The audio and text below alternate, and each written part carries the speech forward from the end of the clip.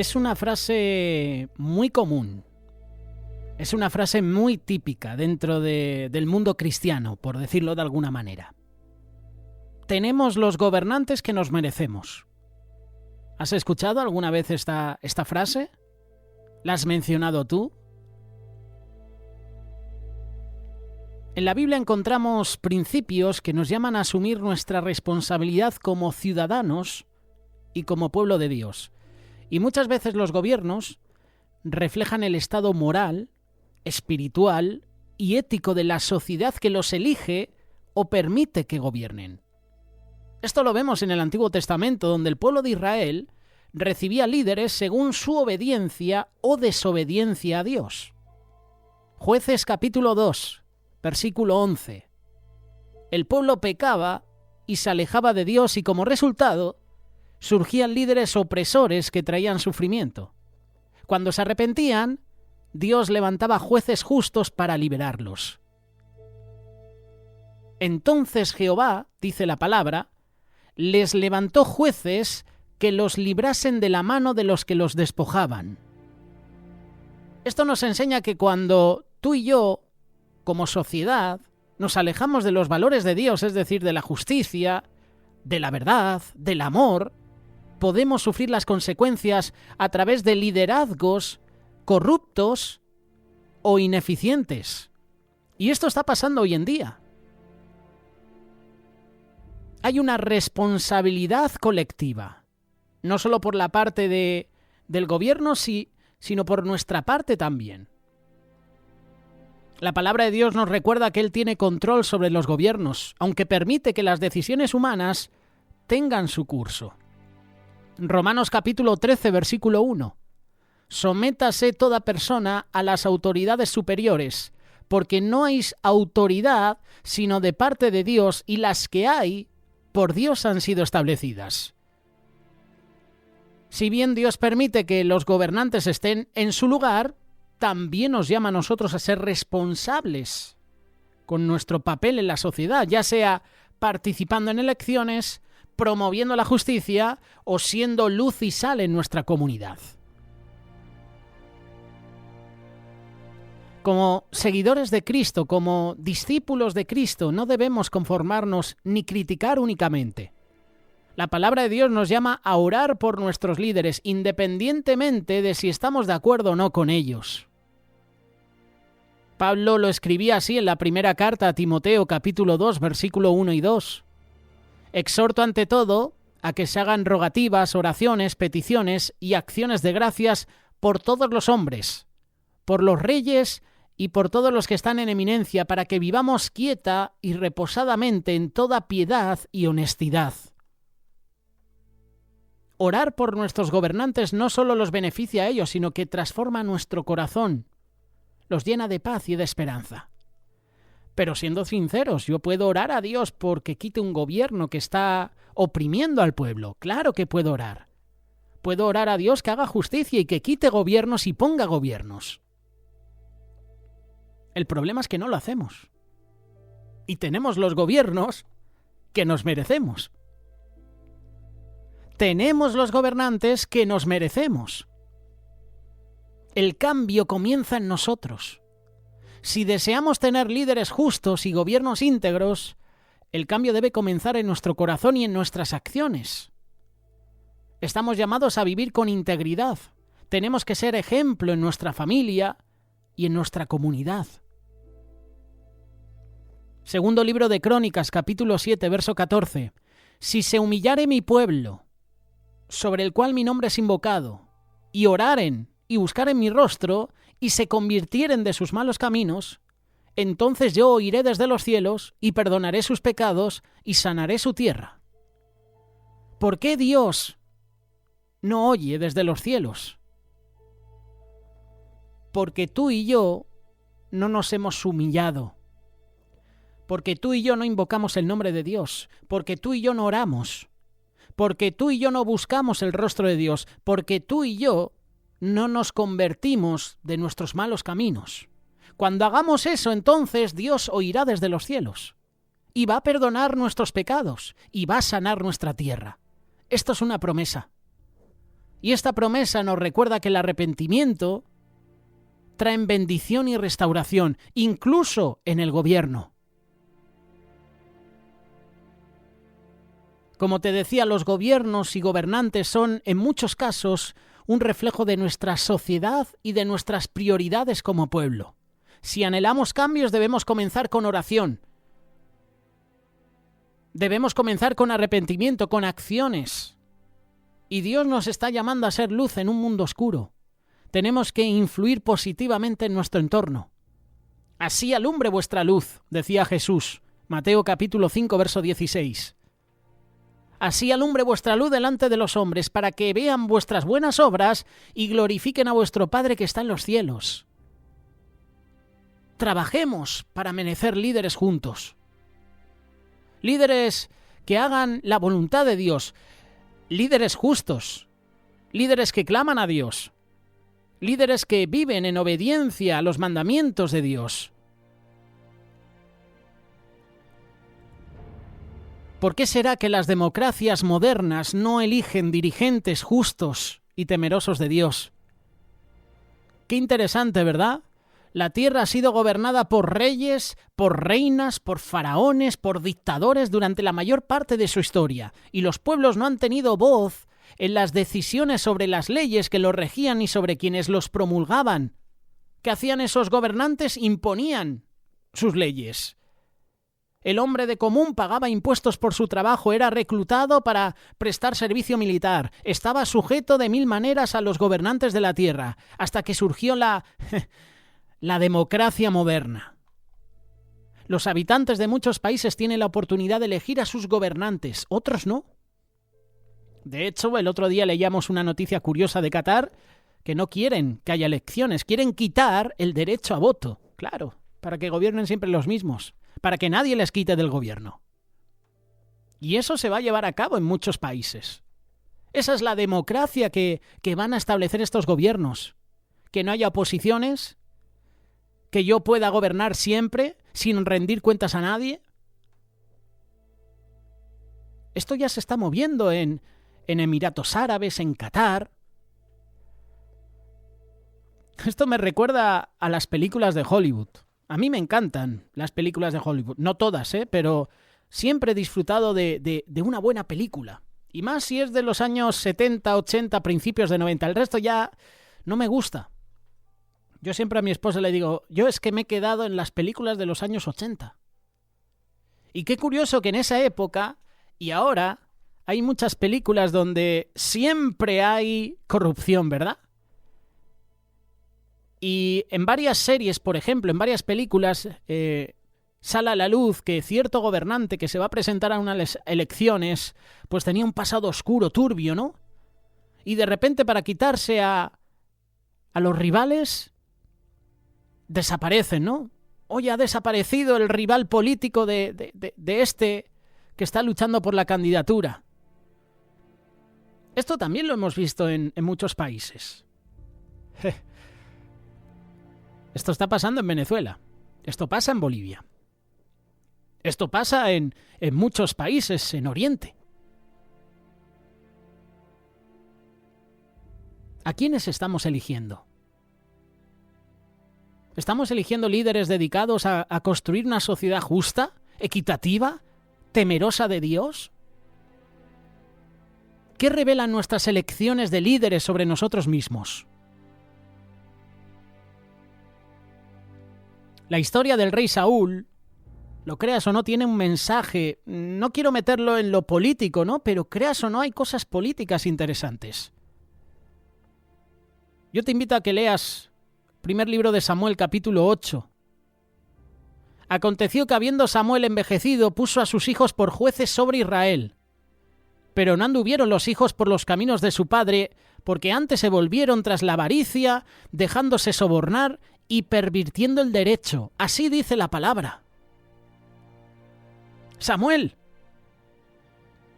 el profeta de Dios, tenía hijos, y vaya hijos. Estos jóvenes, los hijos de Samuel, abusaron de su posición. Explotaban al pueblo, pero en vez de acudir a Dios, los ancianos israelitas exigieron una solución humana al problema. y le dijeron a Samuel: «Constitúyenos ahora un rey que nos juzgue, como tienen todas las naciones». ¿De dónde había sacado eso el pueblo de Israel? De otras naciones. Miraban a lo que hacían otras naciones y decían: «Oye, pues nosotros queremos un rey que nos juzgue. No queremos a Dios, no queremos palabra de Dios, no queremos que Dios levante jueces, no queremos que Dios levante personas, profetas». Y cuando Samuel oró a Dios en busca de una solución, Dios le responde: «Oye la voz del pueblo en todo lo que te digan, porque no te han desechado a ti, sino a mí me han desechado para que no reine sobre ellos». Esto es lo que pide la sociedad hoy en día. Gobiernos conforme a sus apetitos carnales. Samuel llevaba muchos años sirviendo a Dios. Era el representante de Dios. Y cuando el pueblo quería saber la voluntad de Dios, acudía a Samuel o a otro profeta. Pero claro, ese recurso no les hizo gracia, sino que quisieron seguir la costumbre de las naciones vecinas. Querían un gobernante humano que visiblemente pudiera dirigirlos en sus batallas, un juez presencial que estableciera las leyes que le parecieran bien. Un dirigente así, pensaba Israel, nos sacaría de apuros. Y Samuel, inspirado por Dios, les advierte de las consecuencias de su decisión. Versículo 18, primer libro de Samuel, capítulo 8.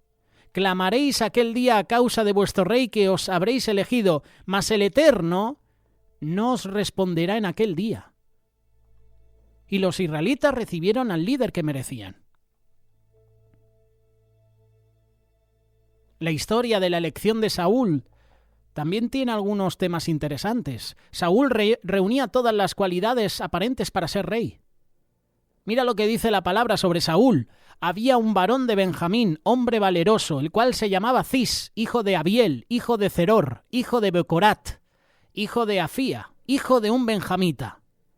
Y tenía él un hijo que se llamaba Saúl, joven y hermoso. Entre los hijos de Israel no había otro más hermoso que él. De hombros arriba sobrepasaba a cualquiera del pueblo. Saúl tenía la mejor herencia. Su padre fue un líder. También era de muy buen parecer, alto, elegante, con las características exteriores que atraen a las personas, sobre todo en alguien que buscamos para ser nuestro líder. Dios estaba detrás del ascenso de Saúl al trono, pero estaba dándole al pueblo lo que sabía que deseaba. «Ahora pues, he aquí el rey que habéis elegido, el cual pedisteis. Ya veis que el Eterno ha puesto rey sobre vosotros». Esas fueron las palabras de Samuel en el día de la coronación de Saúl. ¿Qué ocurrió cuando Dios concedió al pueblo lo que tanto deseaba? Saúl no se mostró valiente, sino que se llenó de miedo delante del gigante Goliat. Oyendo Saúl y todo Israel estas palabras del filisteo, se turbaron y tuvieron gran miedo. Primer libro de Samuel, capítulo 17, verso 11. Quienes temían al gigante no eran solamente los soldados de a pie. Saúl, su rey, el más grande, el más admirable, hombre sobre el pueblo, estaba aterrado. Y en vez de portarse como un abanderado, un héroe, estuvo dispuesto a dejar que un joven sin experiencia, que ni siquiera formaba parte del ejército, se pusiera en su lugar, o mejor dicho, en su uniforme. Saúl vistió a David con sus ropas y puso sobre su cabeza un casco de bronce y la armó de coraza. Esto lo puedes leer en el primer libro de Samuel, capítulo 17, verso 38. Ahí leemos que David, por supuesto, rechazó la armadura. Confió en que Dios lo protegería y lo iba a fortalecer, y Dios le entregó la victoria sobre Goliat. Cuando Saúl reveló su verdadera naturaleza, los ciudadanos de Israel se daban cuenta de que su monarca carecía de algo más que valor. Hoy en día tenemos gobernantes, monarcas que son corruptos, pero aún así el pueblo los sigue votando, no los desecha, los sigue votando. Esperaban que este hombre, con su aspecto de rey, los juzgaría con sabiduría, como se desprende de las palabras que habían dicho a Samuel. He aquí tú has envejecido y tus hijos no andan en tus caminos, por tanto constitúyenos ahora un rey que nos juzgue, como tienen todas las naciones. Pero el rey que recibieron pronto dio a conocer su incompetencia. Saúl era incompetente. Mientras Israel se disponía a batallar contra los filisteos, Samuel le dijo a Saúl que lo esperara para presentar una ofrenda a Dios y buscar su bendición, pero Saúl rechazó con ignorancia esas instrucciones y él mismo dirigió la ofrenda. Samuel le dijo: ¿qué has hecho?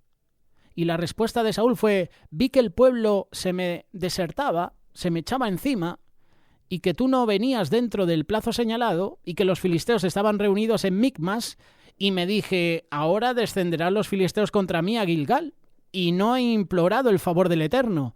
Me esforcé pues y ofrecí holocausto. Entonces Samuel dijo a Saúl: locamente has hecho. No guardaste el mandamiento del Eterno tu Dios que él te había ordenado, pues ahora el Eterno hubiera confirmado tu reino sobre Israel para siempre. Lo que se perdió Saúl. Solo un capítulo más adelante vemos a Saúl nuevamente actuando mal.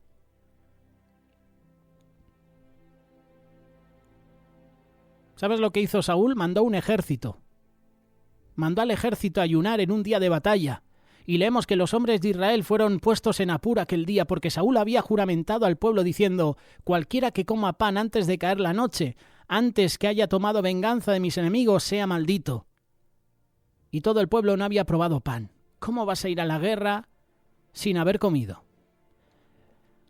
Esto también es una enseñanza que podemos aplicar a nuestros días. ¿Cómo quieres trabajar si no has comido, si no has fortalecido tu cuerpo? Si no hay defensa, si no hay vitaminas, ¿cómo pretendes trabajar? A los 20 minutos, a la hora, vas a estar cansado. Y ese día terminó en un fiasco.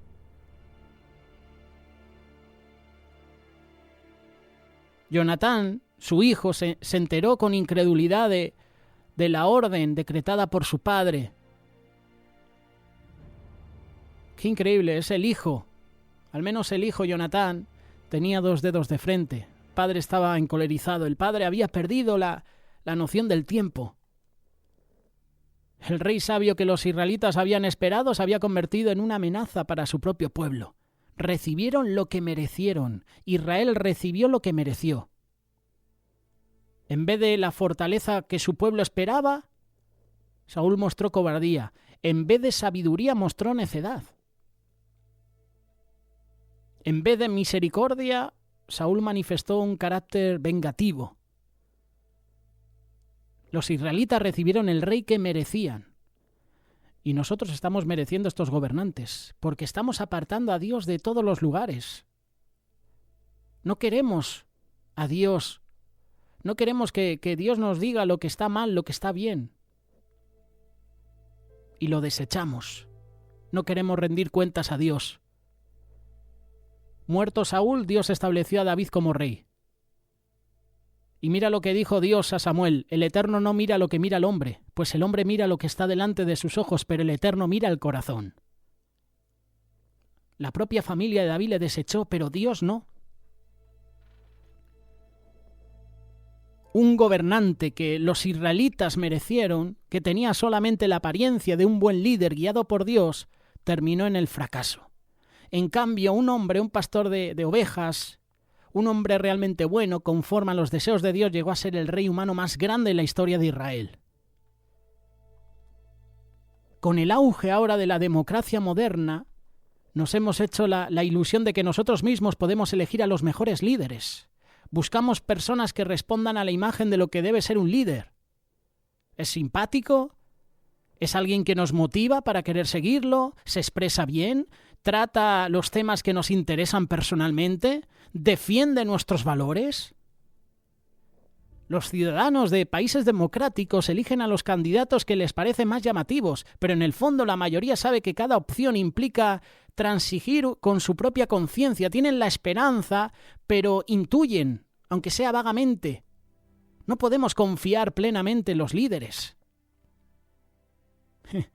Líderes que no viven al servicio de Dios, líderes incrédulos. Líderes que llegan a ti porque quieren tu voto. Hace unos años atrás veíamos a ciertos partidos de aquí en España, los que nos escucháis en otros países, que iban por las iglesias evangélicas para conseguir ese voto. Me acuerdo que llevaban a personas para que consiguieran el voto de los evangélicos. Y luego las leyes que aprobaban eran antidios. El año pasado el 16% dijo que confiaban en el gobierno casi siempre o la mayor parte del tiempo. Porcentaje entre los más bajos en casi 7 decenios de encuestas. Esto es una encuesta del 24 de junio. Siempre decimos, esta vez será diferente, esta elección será diferente, y aprendemos, como lo aprendió el antiguo Israel, que lo que vemos en nuestros presuntos líderes generalmente es un espejismo de nuestros propios deseos. Veía imágenes, testimonios, y hacían las preguntas: ¿a quién vas a votar? Voy a votar a este, pero si te ha robado, pero si tiene casos de corrupción, me da igual, yo nunca voy a votar a la oposición, siempre voy a votar a mi líder. Pero si te ha robado, pero si está haciendo mal a tu nación, me da igual. Qué mente, ¿verdad? Qué pensamiento, qué poca inteligencia.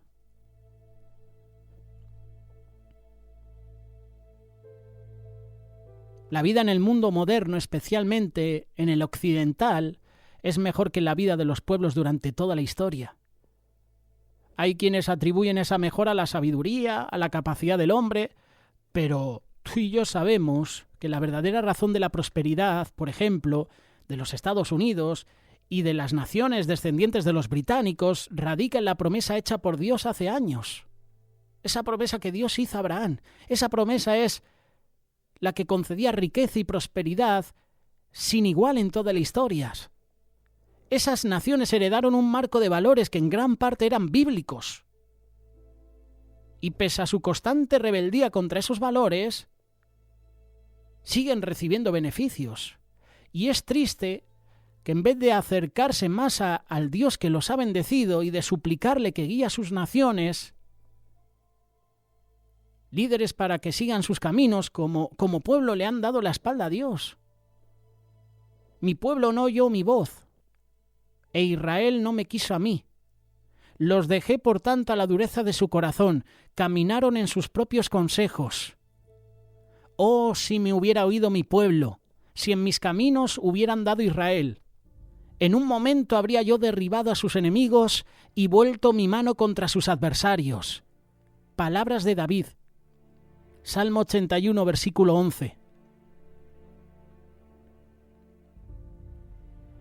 La gente dedica cantidades enormes de tiempo, de dinero a promocionar a un líder político, discutiendo la capacidad de los otros candidatos para traer soluciones a los países. Observamos a los políticos proclamando cuánto bien harán por el pueblo, cuán superiores son a sus rivales, los vemos criticar, ridiculizar a sus rivales, y vemos que no reflejan ni bondad, ni verdad, ni sabiduría. ¿Pero acaso alguien le pregunta la opinión a Dios? Se levantarán los reyes de la tierra y príncipes consultarán unidos contra el Eterno y contra su ungido, diciendo: rompamos sus ligaduras y echemos de nosotros sus cuerdas. El que mora en los cielos se reirá, el Señor se burlará de ellos, y luego hablará a ellos en su furor, y los turbará con su ira. Salmo 2, versículo 2 en adelante.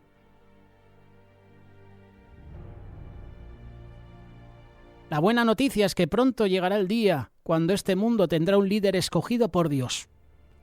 Un líder que traerá finalmente la paz y las soluciones a los problemas de la humanidad. Será el mismo que escogió para el antiguo Israel un rey que era conforme a su propio corazón. Así lo dice la palabra de Dios, Isaías capítulo 11, versículo 1 en adelante. Te invito a que lo leas.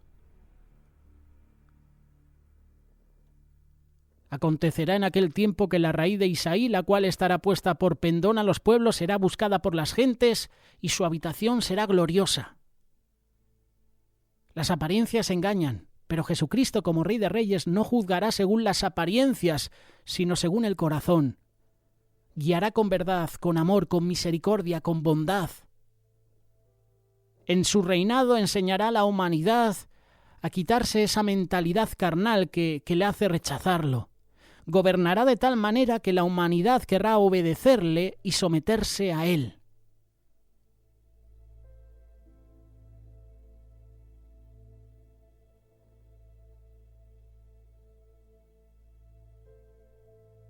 El ejemplo del antiguo Israel, como hemos visto, es una oportuna ilustración para ti y para mí. Cuando los israelitas declararon que deseaban un rey humano en lugar de Dios, les dio el líder que merecían.